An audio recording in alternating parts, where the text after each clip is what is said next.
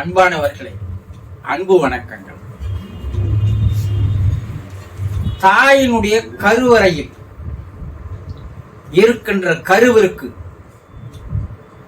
உயிரானது, ஆன்மாவானது எப்போது வந்து உள்ளே சேர்கிறது என்பதை பற்றி விலாவரியாக பார்க்க போகிறோம். ஒரு ஆணும் பெண்ணும் சேர்ந்து அவர்களுடைய உயிர் அணுக்களானது, ஆணுடைய உயிரணு சுக்கிலம் என்று சொல்லுவார்கள், பெண்ணுடைய உயிரணுவை சுரேனிதம் என்று சொல்லுவார்கள். இது வெண்மையாக, ஆணினுடைய விந்தணு வெண்மையாக இருக்கும், பெண்ணுடைய விந்தணுவானது, உயிரணுவானது சுரேனிதமானது மஞ்சள் நிறமாக இருக்கும். இவை இரண்டும் ஒன்று சேரும் போது அதில் பிண்டமானது உருவாகிறது, உடலானது உருவாகிறது.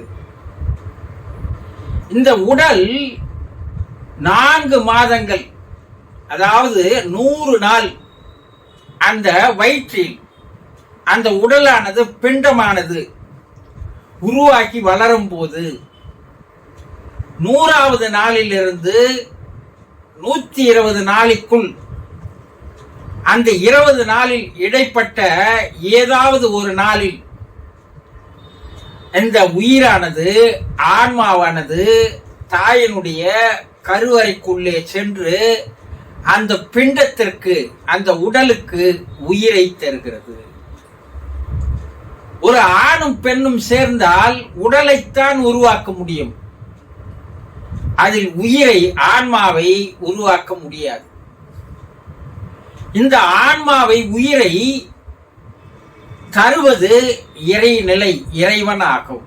அதனால்தான் உலகில் உள்ள எல்லா மனிதர்களையும், எல்லா உயிரினங்களையும், எல்லா ஜீவராசிகளையும் இறைவன் படைக்கிறான், உயிர் தருகிறான் என்று புராணங்களில், வேதங்களில், உபநிடனங்களில், மறை நூல்களில் எல்லாவற்றிலும் இறைவன் தான் உயிரினங்களுக்கு உயிரை தருகிறான் என்று சொல்கிறார் இல்லையா?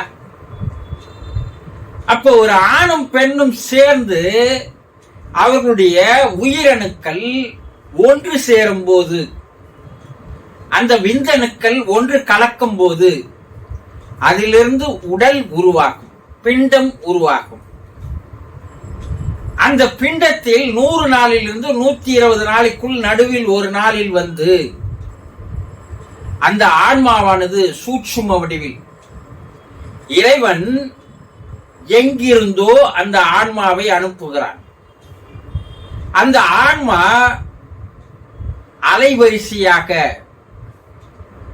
அது காற்றிலே கலந்து வந்து அந்த பெண் சுவாசம் செய்யும் போது அந்த சுவாசத்தின் மூலமாக உள்ளே போய் அந்த பிண்டத்திலே அந்த உயிர் சேர்ந்து விட்ட அந்த நிமிடம் கர்ப்பிணி பெண்கள் சொல்லுவார்கள், திடீரென்று அவர்களுடைய வயிற்றிலே ஒரு நாடி துடிப்பு, ஒரு துடிப்பானது, இதய துடிப்பானது டக் டக் டக்குன்னு என்று கேட்க ஆரம்பிக்கும்.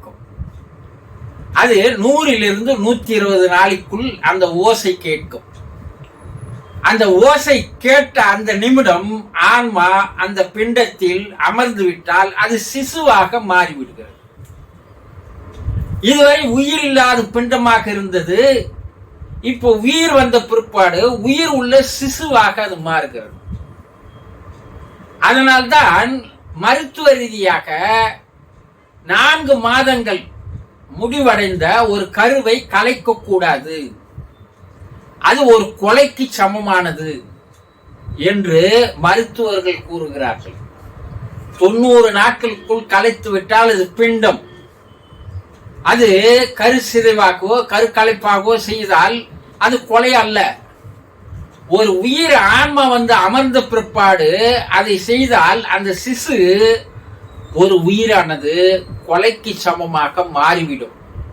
அதனால்தான் மருத்துவர்கள் அதை கலைப்பதில்லை, உயிர் கொலைக்கு சமமாகும் என்று சட்டம் கூறுகிறது. இது எப்படி வருகிறது?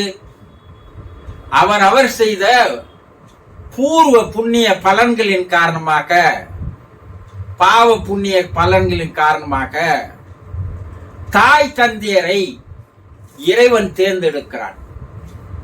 எந்த தாயினுடைய வயிற்றில் இந்த ஆன்மாவை மறுபிறப்பு எடுக்க வைக்கலாம் என்பது தேர்ந்தெடுக்கின்ற உரிமை இறைவனுக்கு இருக்கிறது.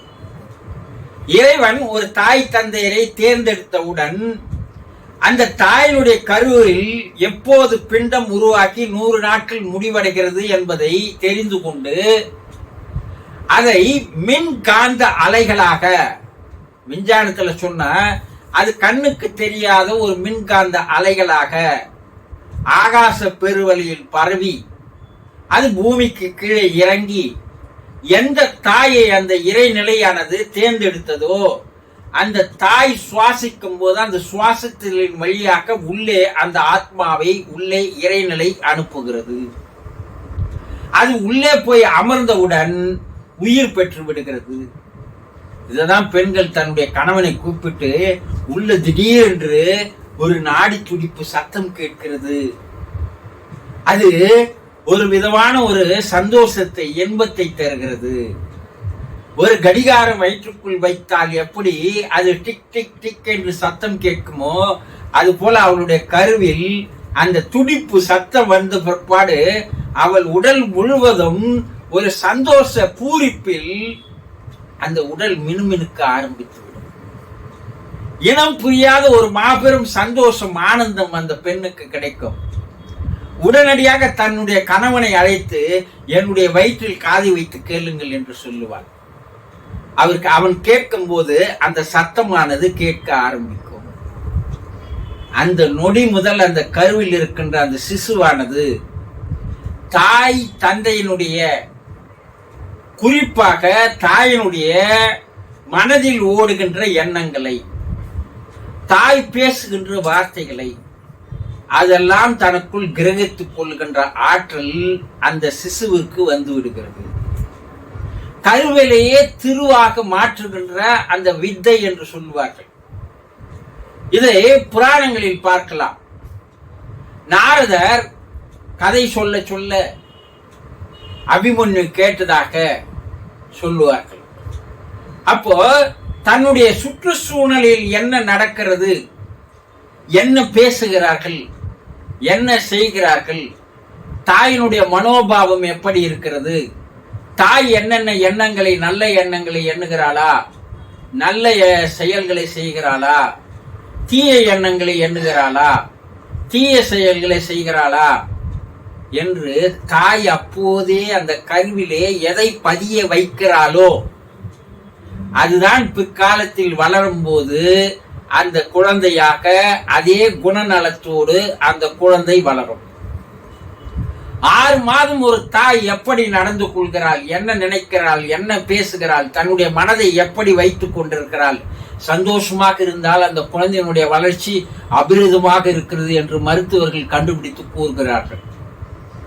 அதனால்தான் கிராமப்புறங்கள்ல உன் மனைவியை சந்தோஷமா வச்சிருப்பா, அவள் கஷ்டம்லாம் காட்டாத, அவ எப்பவுமே சந்தோஷமா இருக்கிற மாதிரி அவ கூடவே இரு என்று சொல்வது அந்த கரு, அந்த சிசுவானது அபிரிதமான வளர்ச்சி அடைவதற்கு தாயுடைய மனநிலை ஒரு முக்கிய பங்கு வகிக்கிறது. தாய் அந்த 6 மாதம் கஷ்டத்தோடு, துக்கத்தோடு, கவலையோடு, வேதனையோடு அவள் வாழ்ந்தால் அந்த கரு, அந்த சிசுவானது வளர்ச்சி குறைந்து போய், அதனுடைய எடை குறைந்து போய் பலவீனமாக, உடல் பலவீனமாக அந்த குழந்தை பிறக்கிறது. அது நோய் நொடியில் அவதிப்படுகிறது. அப்போ 4வது மாதத்தில் தான் அந்த ஆன்மாவானது, ஆத்மாவானது, ஜீவனானது, உயிரானது தாயினுடைய கருவறைக்குள் வந்து அமர்கிறது என்பதை புராணங்களிலும், இதிகாசங்களிலும், உபநிடதங்களிலும், சாஸ்திரங்களிலும், மறை நூல்களிலும் எல்லாம் விலாவரியாக எடுத்து எழுதி சென்று வைத்திருக்கிறார்கள்.